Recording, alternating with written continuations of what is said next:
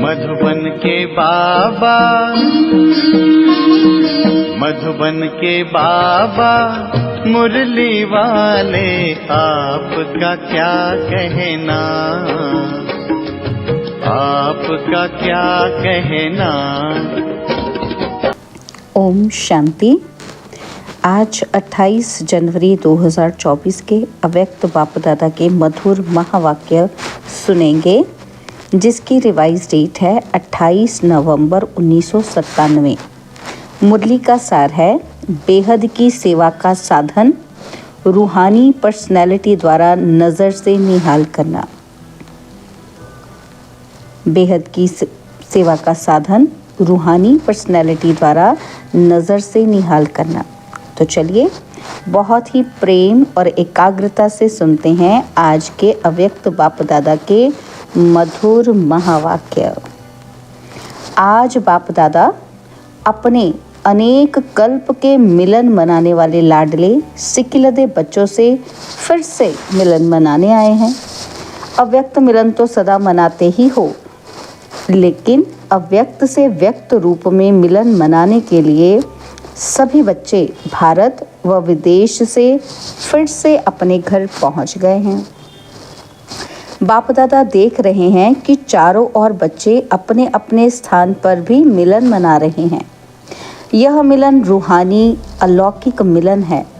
इस मिलन में बाप दादा और बच्चों के स्नेह का साकार स्वरूप है। आज बाप दादा अपने बच्चों की रूहानी पर्सनैलिटी को देख रहे हैं। हर एक बच्चे की रूहानी पर्सनैलिटी कितनी श्रेष्ठ है। ऐसी रूहानी पर्सनैलिटी सारे कल्प में और किसी की भी नहीं है, क्योंकि आप सबकी पर्सनैलिटी बनाने वाला ऊंचे ते ऊंचा बाप है। आप भी अपनी रूहानी पर्सनैलिटी को जानते हैं ना। सबसे बड़े ते बड़ी पर्सनैलिटी है कि स्वप्न व संकल्प में भी संपूर्ण प्योरिटी की पर्सनैलिटी नंबरवार है, लेकिन फिर भी विश्व की सर्व आत्माओं से श्रेष्ठ है। तो बाप दादा हर एक के मस्तक से पर्सनैलिटी की झलक देख रहे हैं। प्योरिटी के साथ साथ सबके चेहरे और चलन में रूहानियत की भी पर्सनैलिटी है। और पर्सनैलिटी क्या होती है? जो खजानों से संपन्न होते हैं उनकी भी पर्सनैलिटी होती है। लेकिन कितने भी बड़े बड़े संपन्न आत्माएं हों, आपके आगे वह संपन्न आत्माएं भी कुछ नहीं हैं, क्योंकि वह भी अविनाशी सुख शांति के खजाने से खाली हैं। आपके पास जो संपत्ति है उसके आगे अरब खरबपति भी बाप से सुख शांति मांगने वाले हैं, और आप सदा अविनाशी खजानों से भरपूर हो। वह खजाने आज हैं, कल नहीं, लेकिन आपका खजाना ना कोई लूट सकता है, ना कोई आत्मा खजाने को हिला सकती है। अखुट है, अखंड है। ऐसी पर्सनैलिटी वाले आप बच्चे हो। सबसे ऊंचे ते ऊंची पर्सनैलिटी वाले फिर भी आत्माओं द्वारा, विनाशी धन द्वारा, विनाशी ऑक्यूपेशन द्वारा पर्सनैलिटीज़ बनती हैं व कहलाई जाती हैं। लेकिन आपको ऊंचे ते ऊंचे परमात्मा ने श्रेष्ठ पर्सनैलिटी वाले बना दिया। तो अपनी ऊंची पर्सनैलिटी का रूहानी नशा रहता है तो हाथ हिलाओ। तो बाप दादा को इतने श्रेष्ठ पर्सनैलिटी वाले बच्चे देख कितनी खुशी होती है। आपको भी होती है। बाप दादा बच्चों की ऐसी श्रेष्ठता को देख क्या गीत गाते हैं जानते हो? आप भी गाते हैं, बाप भी गाते हैं। बाप का गीत सुनाई देता है या टेप का गीत सुनाई देता है? बाप दादा की टेप न्यारी होगी ना, ऑटोमेटिक है। चलाने की मेहनत नहीं करनी पड़ती, और दिल का गीत दिल वाले ही सुन सकते हैं, सिर्फ कान वाले नहीं, दिल वाले। तो सभी दिल वाले हो ना। दिल वाला मंदिर में आपका चित्र है ना, तो सभी ने अपना चित्र देखा है। बाप दादा तो सदा बच्चों के चित्र और चरित्र देखते रहते हैं। तो आज पर्सनैलिटी को देख रहे थे। सदा यह पर्सनैलिटी स्मृति में इमर्ज रहे। है ही नहीं है, दिखाई दे, अनुभव में आए। सदा ऐसी पर्सनालिटी में रहने वाले की निशानी क्या होगी? जिस निशानी से समझ जाएं कि ये अपनी पर्सनालिटी में है। अगर ये रूहानी पर्सनालिटी इमर्ज रूप में रहती है तो उनके नयन, उनका चेहरा, चलन, संकल्प और संबंध सब प्रसन्नता वाले होंगे। सदा प्रसन्न चित्त, प्रश्न चित्त नहीं, प्रसन्न चित्त। अगर प्रश्न चित्त है तो चलन भी पर्सनैलिटी वाली नहीं, चेहरे पर भी प्रसन्नता की झलक नहीं। कुछ भी हो जाए, पर्सनैलिटी वाले की प्रसन्नता छिप नहीं सकती, मर्ज नहीं हो सकती। प्रसन्नचित आत्मा, कोई कैसी भी आत्मा परेशान हो, अशांत हो, उसको अपने प्रसन्नता की नज़र से प्रसन्न कर देगी। जो बाप का गायन है, क्या गायन है?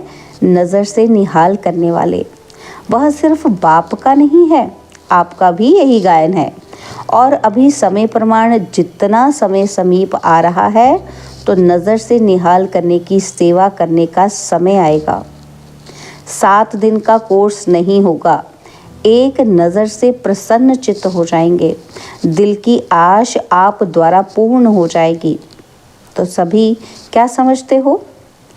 आदि सेवा के रत्न क्या समझते हैं? ऐसी सेवा कर सकते हो ना? अभी देखो, आप लोगों ने 40 वर्ष सेवा की, सही ज़्यादा भी की। कोई का 1-2 साल कम भी होगा और किसी का ज़्यादा भी होगा। आप लोगों ने अपने साथियों को ये सेवा सिखा दी और निमित्त भी बना दिया। तो अभी आप क्या करेंगे? वो सेवा तो वह भी कर रहे हैं और आप आदि रत्न हो तो न्यारी और प्यारी ही सेवा करेंगे ना। तो अभी फिर उत्सव मनाएंगे कि नज़र से निहाल कितने किए, 9 लाख में से कितने बनाए। आगे तो 33 करोड़ भी हैं, 9 लाख तो उसके आगे कुछ भी नहीं। बीज तो यहाँ ही डालना है ना। तो क्या देखेंगे कि आदि सेवा के रत्न अब और क्या कमाल दिखाते हैं।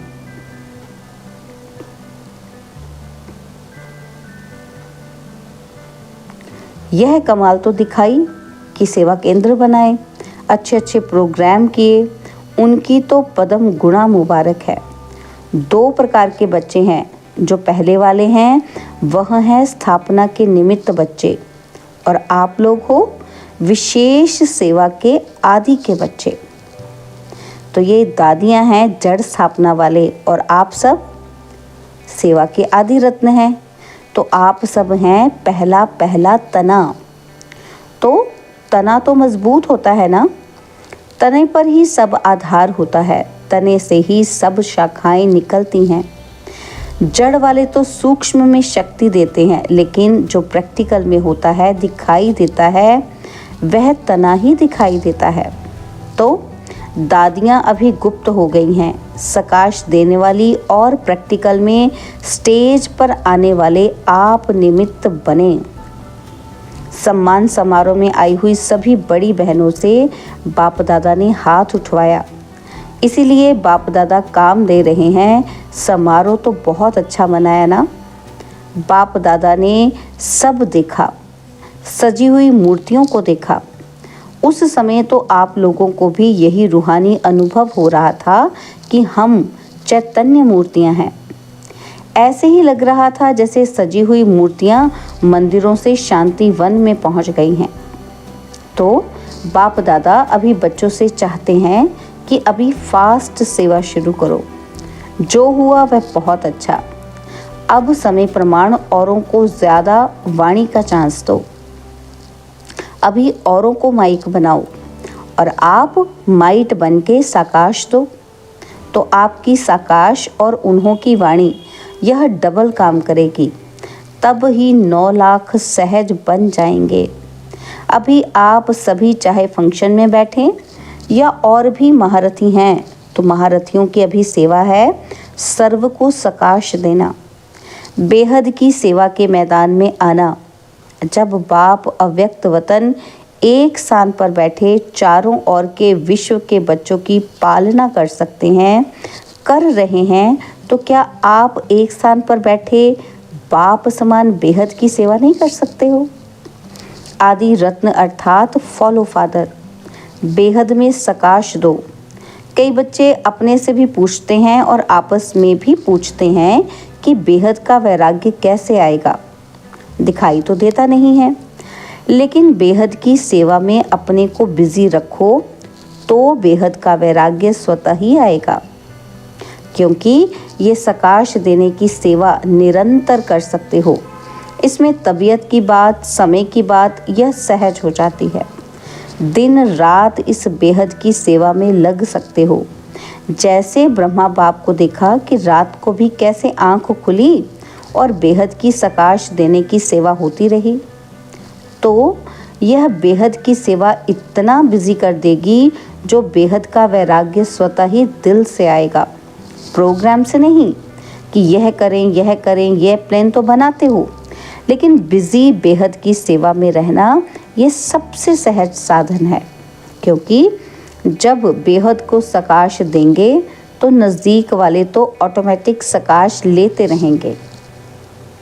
इस बेहद की सकाश देने से वायुमंडल ऑटोमेटिक बनेगा। अब ये नहीं सोचो कि इतने सेंटर के जिम्मेवार हैं व जोन के जिम्मेवार हैं। आप सभी को स्टेट के राजा बनना है ना, कि विश्व का क्या बनना है? विश्व का ना। तो आदि रत्न हो तो विश्व को सकाश देने वाले बनो। अगर 20 सेंटर, 30 सेंटर या 200-250 सेंटर या जोन ये बुद्धि में रहेगा तो यह भी तने का काम नहीं है। ये तो टालियां भी कर सकती हैं।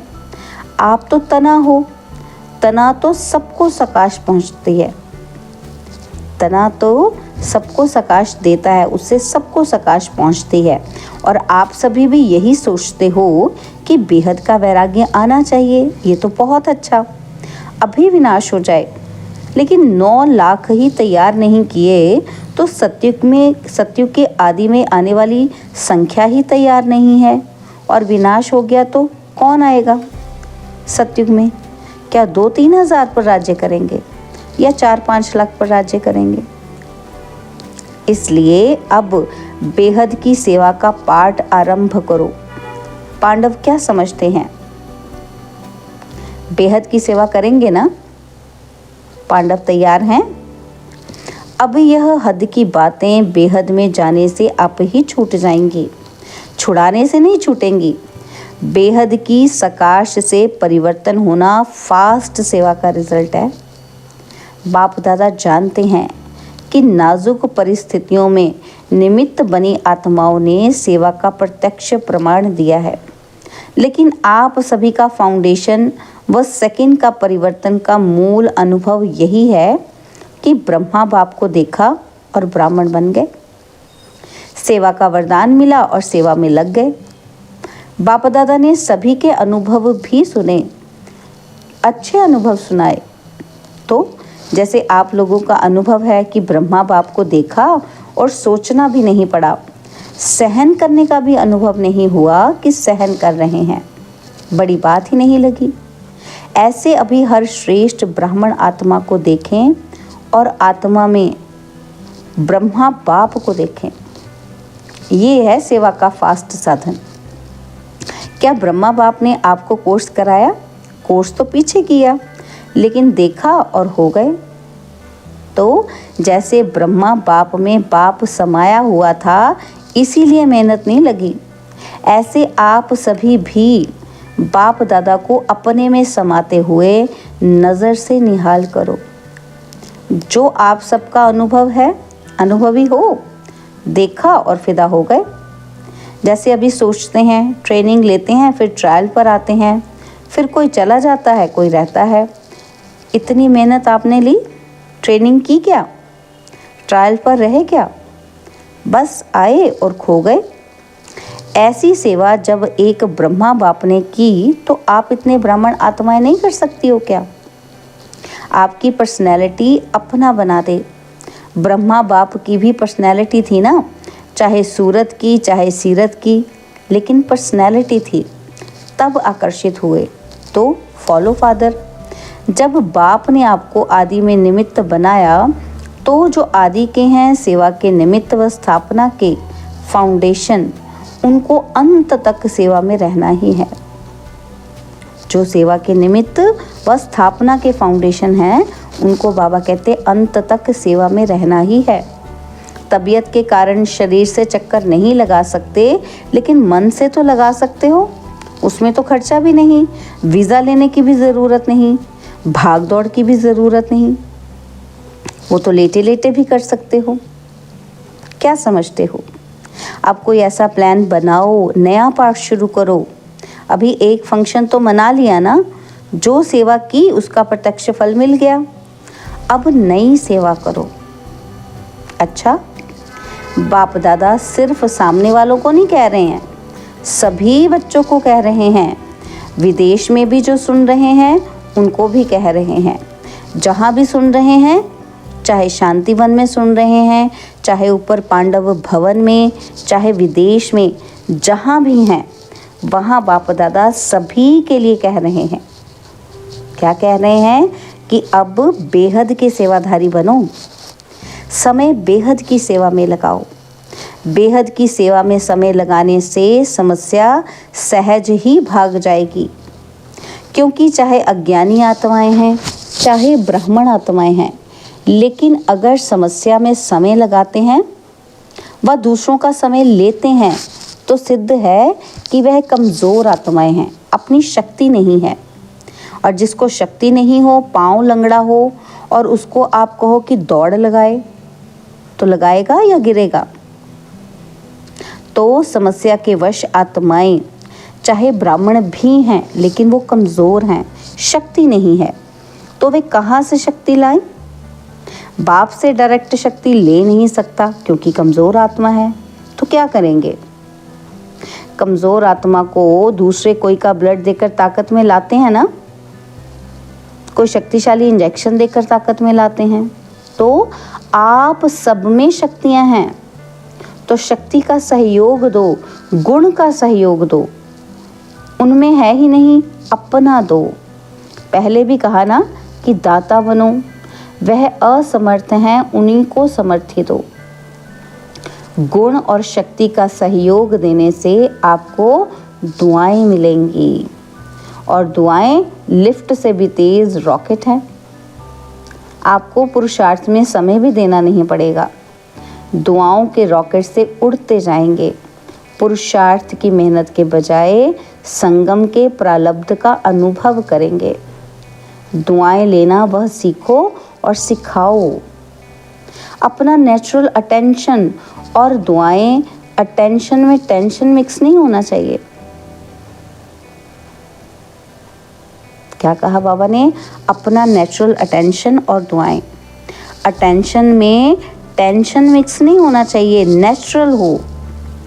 नॉलेज का दर्पण सदा सामने है ही, उसमें स्वतः सहज अपना चित्र दिखाई देता ही रहेगा। इसलिए कहा कि पर्सनैलिटी की निशानी है प्रसन्न चित्त। यह क्यों, क्या, कैसे, यह के की भाषा समाप्त। दुआएं लेना और देना सीखो। प्रसन्न रहना और प्रसन्न करना, ये है दुआएं देना और दुआएं लेना। कैसा भी हो, आपकी दिल से हर आत्मा के प्रति हर समय दुआएं निकलती रहें। इसका भी कल्याण हो, इसकी भी बुद्धि शांत हो। यह ऐसा, ये वैसा, ऐसा नहीं, सब अच्छा। यह हो सकता है, हो सकता है। दुआएं देने आती हैं, लेनी तो आती हैं, तो देनी भी आती हैं। देंगे नहीं तो लेंगे कैसे? दो और लो। यह करे नहीं, मैं करूं। दूसरा कोई करे नहीं, पहले कौन करे? मैं करूं। ब्रह्मा बाप का सदा स्लोगन रहा। ब्रह्मा बाप बार बार याद दिलाते रहे कि जो कर्म मैं करूंगा, मुझे देख और करेंगे। तो जब दूसरे करेंगे तब मैं करूंगा, ये स्लोगन नहीं। जो मैं करूंगा, मुझे देख और करेंगे। नहीं तो स्लोगन चेंज कर दो। और जगदम्बा माँ का विशेष स्लोगन क्या रहा? हुक्मी हुक्म चला रहा है। वह चला रहा है और हम निमित्त बन चल रहे हैं। तो दोनों स्लोगन सदा याद रखो। इमर्ज है ही, सुना है, याद तो रहता है कि नहीं? कर्म में दिखाई दे। बाबा कहते बुद्धि में याद रहता नहीं, कर्म में दिखाई दे। तो क्या करेंगे? दुआएं लेंगे, दुआएं देंगे कि ग्लानि करेंगे, फील करेंगे ये ऐसा वे ऐसा? नहीं, उसको दुआएं दो। कमज़ोर है, वशीभूत है, तो भाषा और संकल्प बदली करो। ये संकल्प मात्र भी ना हो कि ये बदले, नहीं, मैं बदलूं। और बातों में तो मैं का आता है, लेकिन जिस बात में मैं आना चाहिए उसमें और करें तो करें। ये क्या?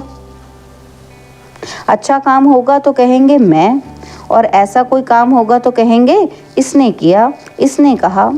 तो उल्टा हो गया ना। तो कोई क्या भी कहता है, मुझे क्या करना है, मुझे क्या सोचना है, मुझे क्या कहना है, इसमें मैंपन लाओ। बॉडी कॉन्शियस वाला मैं नहीं, सेवा का मैं। तो ऐसे ही श्रेष्ठ वाइब्रेशन फैलाओ। अभी वाणी कम काम करती है, दिल का सहयोग, दिल के वाइब्रेशन बहुत जल्दी काम कर सकते हैं। अच्छा, अभी 1 मिनट में सभी अपने साइलेंस की शक्ति को इमर्ज करो।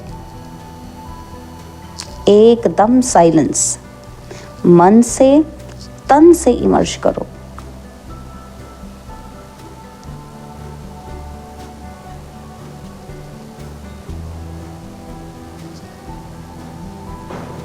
अच्छा, चारों ओर के सर्व विशेष आत्माओं को, सदा रूहानी पर्सनैलिटी के नशे में रहने वाली आत्माओं को, सदा बेहद की सेवा में स्वयं को बिजी रखने वाली निमित्त विश्व कल्याणकारी आत्माओं को, सदा ब्रह्मा बाप और जगदम्बा का स्लोगन साकार में लाने वाली ऊंच ते ऊंच नज़र से निहाल करने की सेवा में सदा रहने वाली बाप समान आत्माओं को, बाप दादा और जगदम्बा माँ का याद, प्यार और नमस्ते। हम रूहानी बच्चों की रूहानी बाप दादाजी को दिलवा जान सिकवा प्रेम से नमस्ते। ओम शांति। प्यारे बाबा, मीठे बाबा, मेरे बाबा, शुक्रिया बाबा, शुक्रिया बाबा, शुक्रिया। बाबा ने आज हमें वरदान दिया, स्वार्थ से न्यारे और संबंधों में प्यारे बन सेवा करने वाले सच्चे सेवाधारी भव। स्वार्थ से न्यारे और संबंधों में प्यारे बन सेवा करने वाले सच्चे सेवाधारी भव। जो सेवा स्वयं को व दूसरों को डिस्टर्ब करे वो सेवा नहीं है, स्वार्थ है। निमित्त कोई ना कोई स्वार्थ होता है, तब नीचे ऊपर होते हो। चाहे अपना चाहे दूसरे का स्वार्थ जब पूरा नहीं होता है तब सेवा में डिस्टर्बेंस होती है। इसलिए स्वार्थ से न्यारे और सर्व के संबंध में प्यारे बन सेवा करो, तब कहेंगे सच्चे सेवाधारी। सेवा खूब उमंग उत्साह से करो, लेकिन सेवा का बोझ स्थिति को कभी नीचे ऊपर ना करे, ये अटेंशन रखो।